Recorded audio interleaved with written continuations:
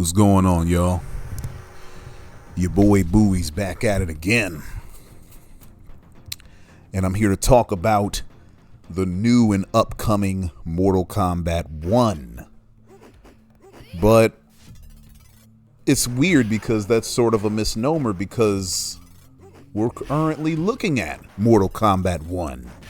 This is the original Mortal Kombat 1 that,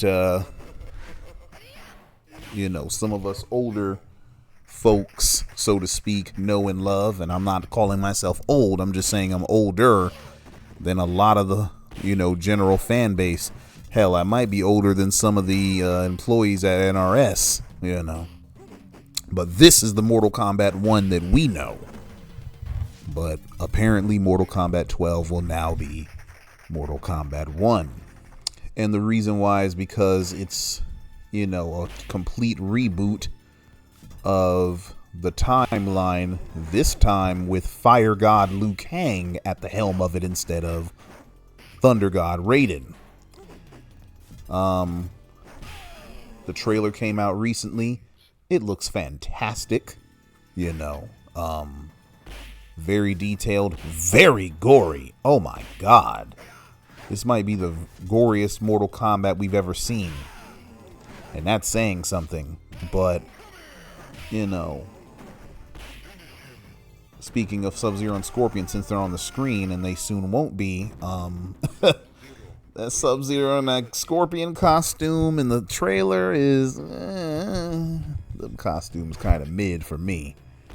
It's not even so much about the garb, but it's about the lack of, ninja hoods, you know what I'm saying? Like, I do not want to see Sub-Zero in a man bun. I don't give a good goddamn, Don't really want to see Scorpion in one either, to be honest. I want to see them hooded like ninjas. Even if Sub-Zero does not refer to himself as a ninja, I want him to look like a ninja, goddammit. Hopefully we'll be able to do that. But why am I making this video? Well, I'm making this video because, I have some concerns about the up-and-coming Mortal Kombat 1. And a lot of my concerns stem from the cameos, which I'll talk about in a moment. But also some of it has to do with the lore and the story, the direction that the story is going in. So I guess I'll start with that first. So one of the primary concerns that I have about Mortal Kombat 1 is not that they're going to change things about the story. I mean, I think it's kind of obvious that they are going to change things about the story. There's probably going to be some major reworks, some complete lore overhauls, if you will. And that in and of itself is not a problem to me. You can change the story, you can change the lore of a character. Lord knows there's a bunch of, plot holes and, areas where characters' lores can be improved. But here's my problem. NRS has already done this. Not on a grand scale, but they've done it with a couple of characters. They've, unexpectedly changed the lore to suit whatever narrative. And two characters come into mind. Scarlet and Sindel. I'll start with Scarlet first because hers is less egregious. So the original MK9 story for Scarlet was that she was created by Shao Kahn. She's a warrior, sort of like Ermac, where she's an amalgamation of the blood of vanquished warriors. So she is blood, created from blood, and she gets stronger when she kills. That was her origin story in MK9. Of course, she didn't really get a whole bunch of lore extension beyond that, But that's how she was introduced to the Mortal Kombat universe, so to speak, you know? So we have MKX, no Scarlet. Then she returns in Mortal Kombat 11. Only this time, she's not a creation from blood. She's an Edenian orphan who was taught how to use blood magic by Shao Kahn. And according to him, it was because she couldn't handle soul magic. So which is it? Is she made from blood, or does she conjure blood and manipulate blood? You know? That's two completely different origin stories. And obviously, the one that's most current is the one that is to be believed, but considering that Liu Kang has rewritten the whole timeline, the next time we see Scarlet, she could be either one of those two things, or she can be, you know, something else entirely, which is more likely to be true. But anyway, then we come to Sindel. And there have been other YouTubers that have covered this topic in much more depth than I'm going to go into, such as the Fourth Snake. Y'all need to check him out. You know what I'm saying? But the long and short of it is Sindel used to be the former queen of Edenia, who was a loving and doting wife and mother, you know, to her king Jarad, which I think that's a black ass name.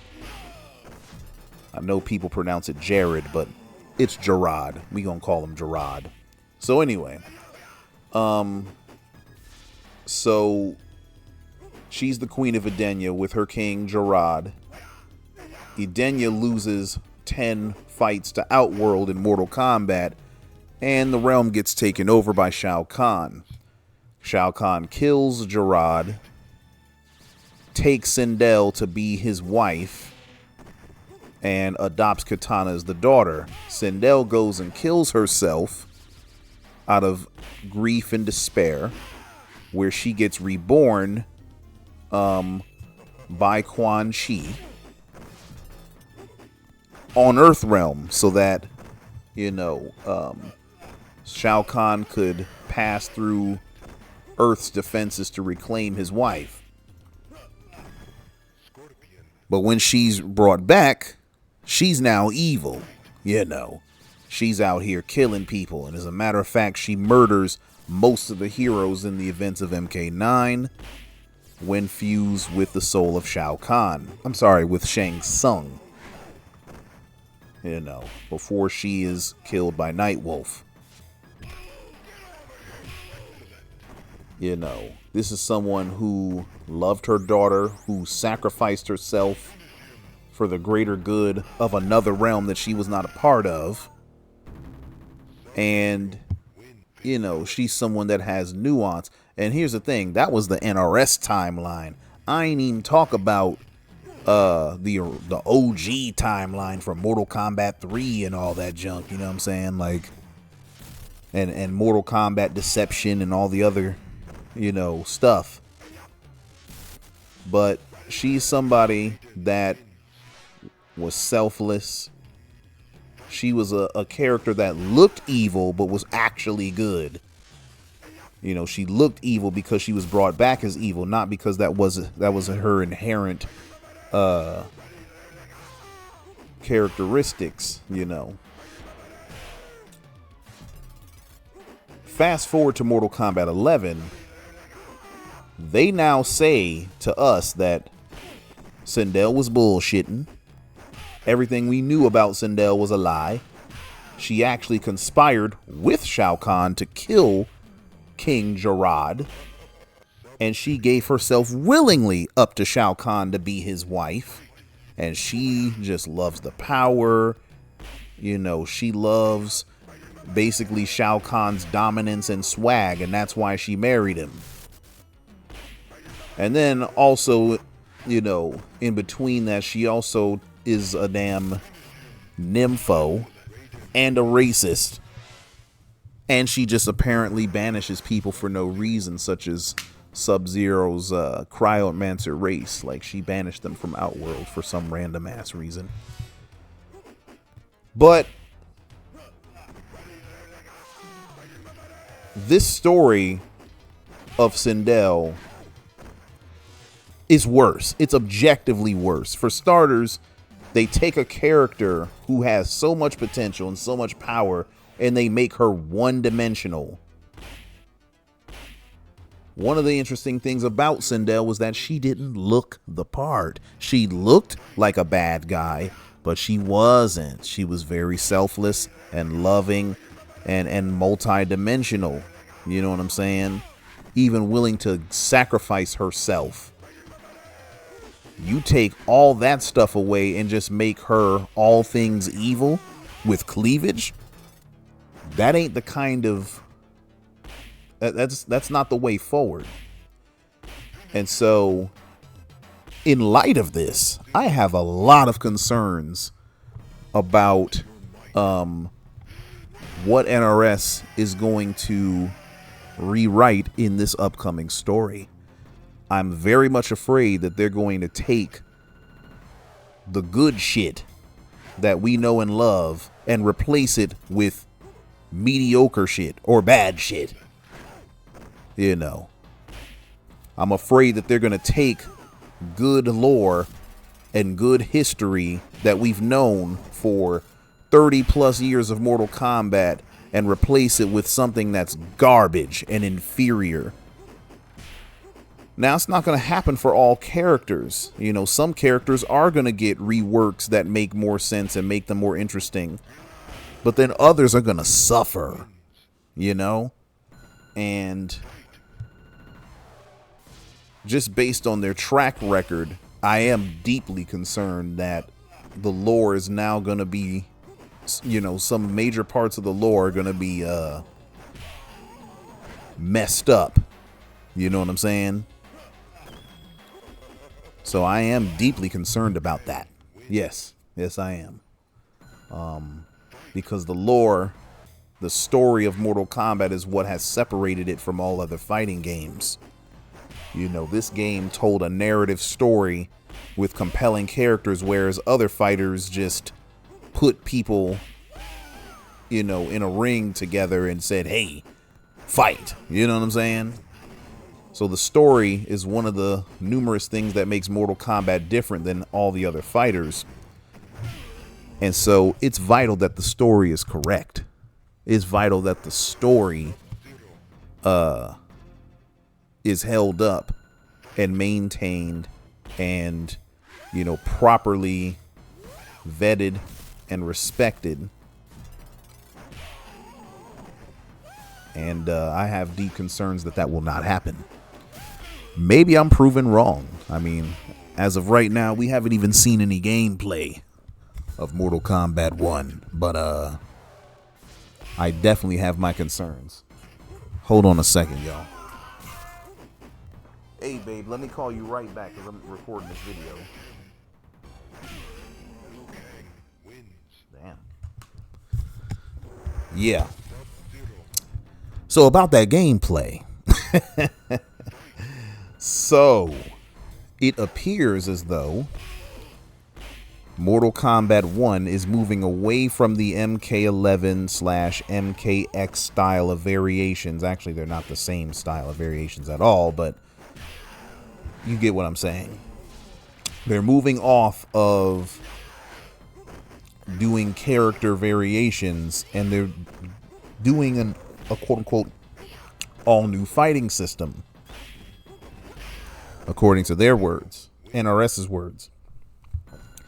And we know about the inclusion of so-called cameo fighters, which are unique characters from a completely separate roster than the main roster that essentially assist the main character. So they're going to be assists. Now, my concern isn't so much about who's a cameo and who's not a cameo, because that's going to work itself out. It appears as though some characters are going to be on main roster and cameo fighters, because if the leaks are to be believed, Johnny Cage will be a cameo and a playable character. Look, this is cheesy as hell right here. This is a 9-1 matchup in Sub-Zero's favor. But anyway, so yeah, my concern is not about who's going to be a cameo. One of my main concerns is, first and foremost, is this the way that we're going to be playing Mortal Kombat from here on out in this game? Like, we have to pick an assist in order to play the game. So instead of the one-on-one combat that we've been used to for over 30 years, now it's really 2-on-2. Now it's you and your assist versus the opponent and their assist. That's what we doing. And we have to play like this. We don't have the option to do the thing that we used to do, to play the game the way we always used to play the game. Is that what we're to believe? I certainly hope that's not the case, because I would like to play regular one-on-one matches the way that we've been doing for 30 years. There's nothing wrong with that. The idea of adding this new mode and taking something away that we've been used to in the process, I'm deeply concerned about that. Now look, maybe cameos are a feature rather than the entire way to play now. You know, maybe that's just one mode. Maybe it's a heavily featured mode, but it is a mode, and maybe we can always, we can play one-on-one combat like we used to, and my fears will be, allayed. Or maybe it's not, but it turns out the cameos are actually really, really fun, and they add a lot to the gameplay. I don't know. We don't know at this point. But I'm not going to sit here and cap like I'm not deeply concerned about that. Obviously, the other concern is, to what extent do cameos interfere, or to what extent do they contribute to the match? You know what I'm saying? Is it a thing where,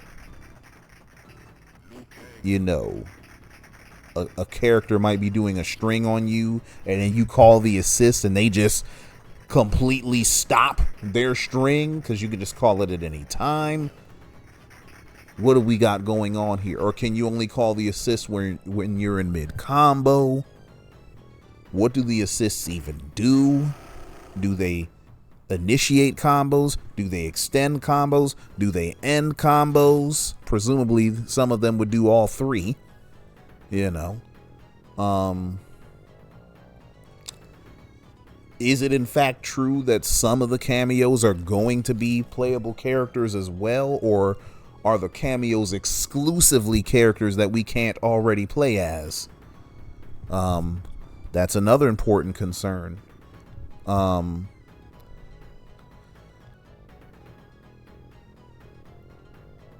deeply concerned about this cameo system, because I'm just presuming, based on what we have seen, we've seen a sort of assist-esque system in Mortal Kombat 11, where, when you play some of the tower matches, more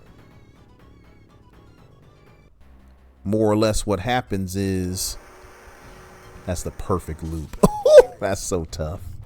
Yeah, but what happens is you pick your character and the game decides the character assist for you. And so maybe you're playing as Sub-Zero and your assist is Scorpion.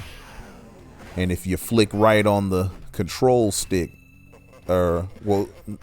flick on the right control stick, I should say, you can make your assist character appear and either perform a special move or a string. You know, we already have a system like that in MK11, and I presume this new cameo system is going to, at least on a basic level, be similar to that. I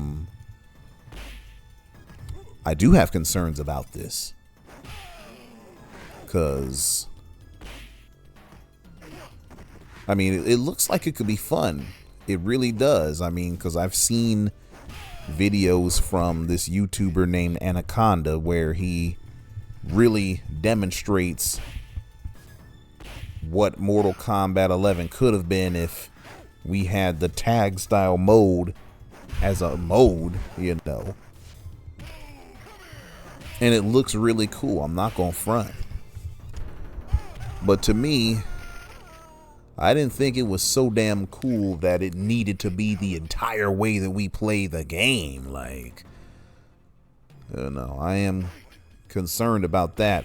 Also, here's the other thing that I'm concerned about, because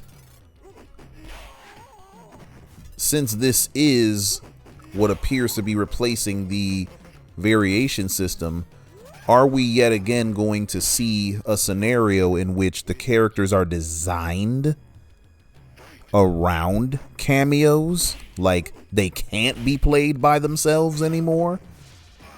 Because in Mortal Kombat 11, the characters are designed with the variation moves in mind. Like, the base character is incomplete. You know, every base character is missing some hugely important part of their toolkit if they don't equip variation moves. You know what I'm saying? Some of them can't combo, some of them can't launch, some of them lose their identity as a character if they do not have, you know, the variation moves. My concern is, are we going to have that same thing in Mortal Kombat 1 with these assist characters, where if you don't play the game with assists, your character can't combo correctly, or some characters can't combo correctly? They, you know, they're not complete characters without these assists. I'm concerned about that. I ain't gonna lie about that. I'm not gonna lie. I am deeply concerned about this. And the same thing was true in MKX. I mean, if you picked variation-less Sub-Zero, I don't know what the hell you was doing. That character was basic as hell. He could combo for sure, but he lost all the spaghetti sauce. You know what I'm saying? He didn't have no command grab. He didn't have no parry. He didn't have no ice clone, no ice shatter, no nothing. You know what I'm saying? Like,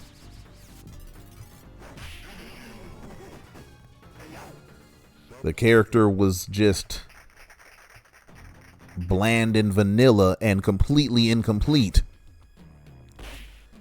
without a variation in Mortal Kombat X. I do not want that same thing to be true in this game. You know, should somebody find a way to not use cameo fighters, you know. So I am deeply concerned about this.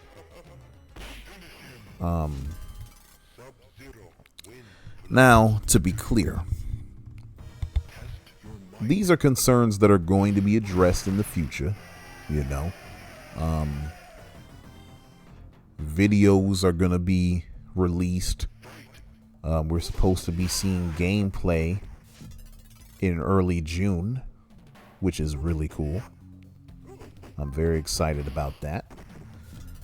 And I'm going to be watching that gameplay intently, trying to absorb everything possible. I'm trying to get a feel of what the movement looks like, what kind of dashes we have, whether we have a run button. I'm trying to see if how easy it is to anti-air people. I want to see the speed and pace of the game, the size of the stages, the speed of the normals, you know, all those minuscule things that really add up. What did they keep from Mortal Kombat 11? My suspicion is that crushing blows are still a thing, which I hope they are, because they're great. I don't know about fatal blows. I'm almost positive breakaway is gone. I'm like 99% sure they did not bring back MK11 style breakaways. That's probably one of the surest things I can say gameplay wise, but who knows, right? So, you know, these gameplay videos that are about to drop, you know, they will address a lot of those concerns, I hope. But some of the concerns we not gonna see addressed until we get the game in our hands.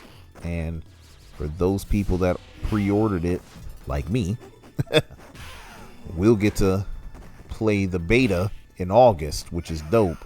And we'll have early access to the game 5 days before it officially releases on September 19th. You know, right now it's May. Matter of fact, what date is it? Is it the 23rd? Yeah, it's May 23rd right now. You know what I'm saying? So, I mean, it seemed like it's far away, but it ain't. It's less than 4 months out. And obviously, I don't want the time to fly by quickly because that's my summer break. So basically, by the time school come back around, it's going to be MK time. And so I don't never want my summer breaks to be short. But, you know, the gameplay will hopefully alleviate a lot of my concerns. I mean, obviously my other concerns are, what kind of combo system are we going to have? Is it going to be like MK11 but more opportunity? Or is it going to be completely different? I don't know.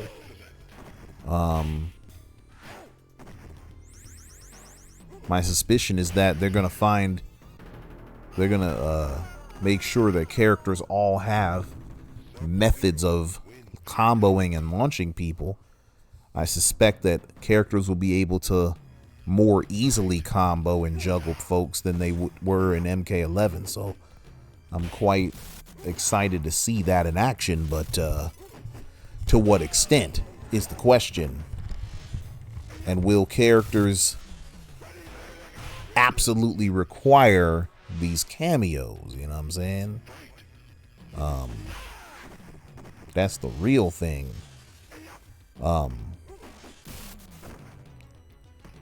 But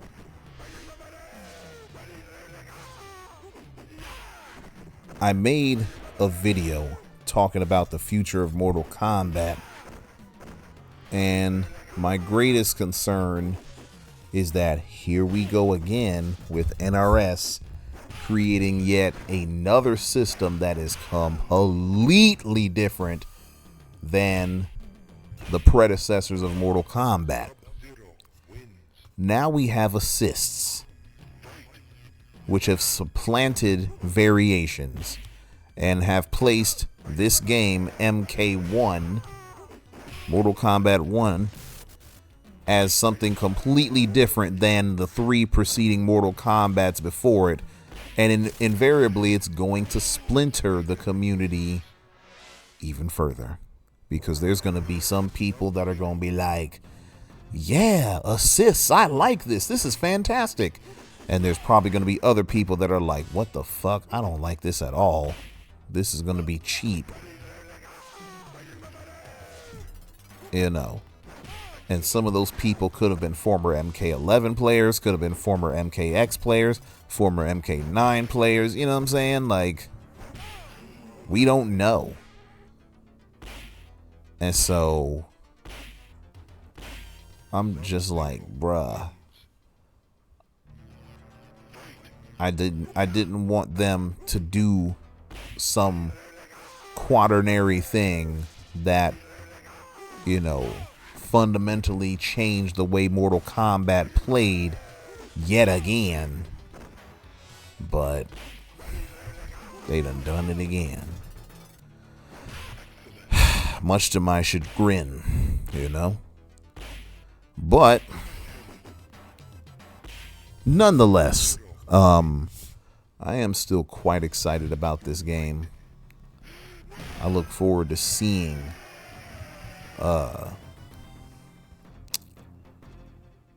and playing it. I'm very excited about the prospect of playing it on the Steam Deck. Because this will be the first Mortal Kombat game that I've ever had for a handheld. You know what I'm saying? Because the Steam Deck essentially makes every PC title a handheld title, more or less. And historically, Mortal Kombat's on handheld consoles have been vastly inferior to their counterparts on console and arcade. I mean, there's a litany of Mortal Kombats that never should have seen the light of day for the likes of, you know, Game Boy, Game Boy Color, Game Boy Advance, and stuff like that. And when they released, they were trash. You know what I'm saying? Even Mortal Kombat 11 for the Switch is deeply problematic in many areas. You know, they downscaled them graphics heavy, and that frame rate is not a constant 60, which is trash. Now, for all I know, they might have addressed those two issues already, but that is what I heard, and I've seen video of it, and hell no. You know. But with the Steam Deck, I ain't gonna have that problem.